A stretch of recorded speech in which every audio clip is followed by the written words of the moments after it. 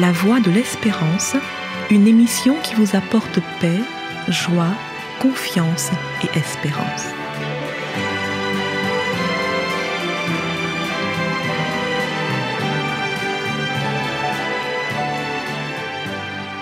Bonjour la Guyane et bonjour à tous depuis la Guyane. La Journée internationale des droits des femmes qui tombait cette année le mercredi 8 mars a été une nouvelle occasion de sensibiliser et de mobiliser sur la question de l'égalité entre les hommes et les femmes. Durant cette journée, des manifestations ont été organisées dans plus de 150 villes de France pour revendiquer l'égalité au travail et dans la vie. Car il faut se rappeler que malgré le fait que l'égalité homme-femme soit inscrite dans le préambule de la Constitution et qu'une loi du 22 décembre 1972 pose le principe de l'égalité de rémunération pour un même travail ou un travail de valeur égale, il existe encore beaucoup d'inégalités dans les rémunérations hommes-femmes. Malgré toutes les lois qui existent et les revendications, il y a encore du chemin à parcourir pour atteindre l'égalité homme-femme.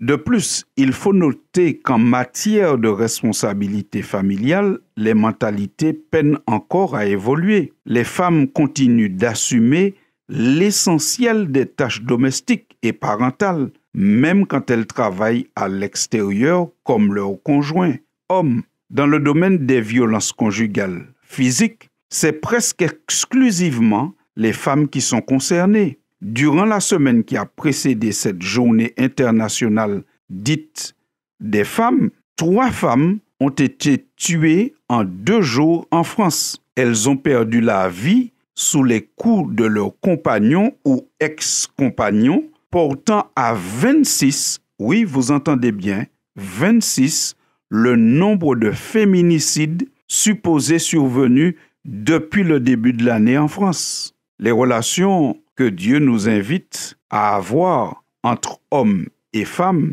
ne sont pas basées sur le principe de la rivalité ni de la domination, mais plutôt sur la conscience d'une complémentarité enrichissante. En effet, Dieu crée la femme après que l'homme ait constaté un manque. Le récit de la Genèse nous fait savoir que Dieu a d'abord créé l'homme, le mâle.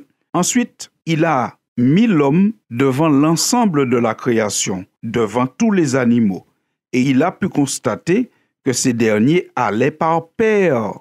Et lui-même, l'homme, il n'a pas pu trouver une aide semblable à lui. Alors, Dieu dit dans Genèse 2, verset 18, « Il n'est pas bon que l'homme soit seul, je lui ferai une aide semblable à lui. » Cette stratégie employée par Dieu, c'était pour permettre à l'homme de prendre conscience qu'il a besoin d'un partenaire, d'un vis-à-vis. Ainsi, Dieu crée la femme avec une partie prise de l'homme pour marquer la complémentarité. Le récit de la création poursuit en disant dans Genèse 2 au verset 22, « L'Éternel Dieu forma une femme de la côte qu'il avait prise de l'homme et il l'amena vers l'homme. » Dieu prend une partie de l'homme, une côte, pour la lui redonner, mais bonifier plus.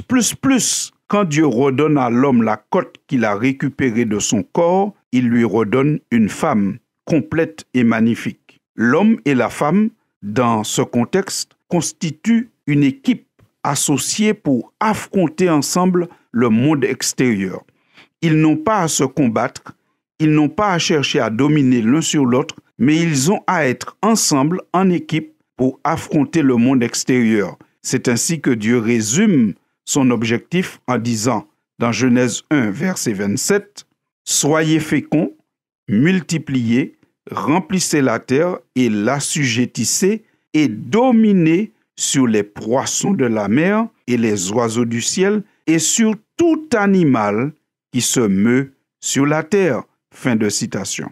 Ainsi, nous constatons que la rivalité et la maltraitance entrent dans la relation homme-femme seulement quand les humains s'éloignent de Dieu et de ses valeurs. comportement qui est une autre manière de définir le péché. Tout ceci nous permet de dire que rien ne permet à un homme de justifier une attitude de domination ou de maltraitance envers une femme en s'appuyant sur la Bible. Au contraire, nous voyons bien que l'idéal de Dieu, c'est que l'homme et la femme soient côte à côte pour affronter les difficultés de la vie. Lorsque nous regardons l'action de Jésus, nous voyons que les deux, c'est-à-dire les hommes et les femmes, sont l'objet de sa bienveillance et de sa grâce salvatrice. Nous en voulons pour exemple le récit qui se trouve dans l'évangile de Jean au chapitre 8, quand des hommes disent avoir surpris un couple en flagrant délit d'adultère et ne font comparaître que la femme, comme si cette infidélité n'est dommageable que pour la femme. Alors Jésus, qui est témoin de la scène, prend la défense de celle-ci et finit par lui dire au bout d'un processus, « Je ne te condamne pas non plus, va et ne pêche plus. » Ensuite Jésus ajoute, « Je suis la lumière du monde. Celui qui me suit ne marchera pas dans les ténèbres, mais il aura la lumière de la vie. » Fin de citation. Ici encore, nous voyons un Christ en action, un Christ plein d'amour. Sa grâce salvatrice et sa bienveillance s'exercent aussi bien pour l'homme que pour la femme. Le Christ protège celle qui est maltraitée par un regard inquisiteur d'hommes qui pensent que la femme est plus coupable que l'homme dans le cas d'une infidélité. Dieu jette un regard équitable sur hommes et femmes. D'ailleurs, dans l'équipe de Jésus, hommes et femmes collaborent ensemble. Nous lisons dans l'évangile de Luc au chapitre 8 à partir du verset 1er. Ensuite, Jésus allait de ville en ville et de village en village, prêchant et annonçant la bonne nouvelle du royaume de Dieu. Les 12 étaient avec lui, et quelques femmes qui avaient été guéries d'esprits malins et de maladies, Marie, dite de Magdala, de laquelle étaient sortis 7 démons, Jeanne, femme de Chouza, intendant d'Hérode, Suzanne et plusieurs autres qui l'assistaient de leurs biens. Fin de citation. Ce passage des évangiles remet bien des choses en place. On aurait pu penser que seuls des hommes faisaient partie de l'équipe de Jésus et l'aidaient à accomplir sa mission. Mais ici, nous avons un texte biblique qui nous fait savoir que les femmes participaient pleinement à l'action du Christ et qu'il les acceptait et qu'il voulait que son équipe soit constituée d'hommes et de femmes, chacun à un poste différent, mais pas l'un plus que l'autre. D'ailleurs, notons une chose, il est vrai que ce sont des bergers qui ont porté la bonne nouvelle de la naissance de Jésus. C'est toujours l'évangéliste Luc qui nous le fait savoir au chapitre 2 de son livre. Mais c'est une femme qui porte la première, la bonne nouvelle de la résurrection de Jésus. Nous lisons ceci dans Marc, chapitre 16, versets 9 et 10, quand la Bible dit « Jésus, étant ressuscité le matin du premier jour de la semaine, apparut d'abord à Marie de Magdala, de laquelle il avait chassé 7 démons. Elle alla emporter la nouvelle à ceux qui avaient été avec lui et qui s'affligeaient et pleuraient. » Fin de citation. Chers auditeurs, quel Dieu merveilleux, quel Christ attentionné. Pour les 2 événements majeurs de son ministère, c'est-à-dire sa naissance et sa résurrection, Christ fait appel à ceux qu'on pourrait qualifier dans la société des plus faibles, des plus vulnérables, des bergers pour annoncer sa naissance, une femme de laquelle étaient sortis 7 démons pour annoncer sa résurrection. Une manière pour le Christ de dire que tous ont une place avec lui dans son équipe. Les faibles socialement, mais également les femmes qu'on aurait tendance à appeler le sexe faible, mais qui aux yeux de Dieu est un sexe tout à fait au même niveau que l'homme.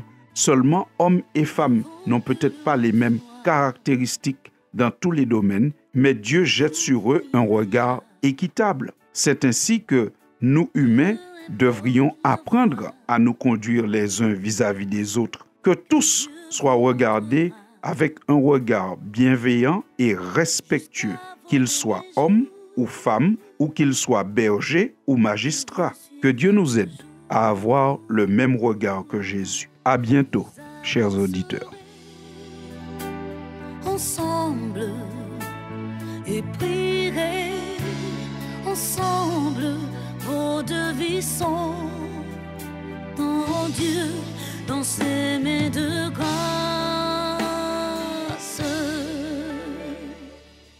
C'était La Voix de l'Espérance, une émission préparée par l'Église adventiste du 7e jour. Si vous désirez avoir une copie de la causerie d'aujourd'hui, demandez-la. Elle vous sera donnée gracieusement. Écrivez à La Voix de l'Espérance, boîte postale 169 97 324, Cayenne, CEDEX, ou téléphonez au 0594 25 64 26. Merci chers auditeurs et à bientôt.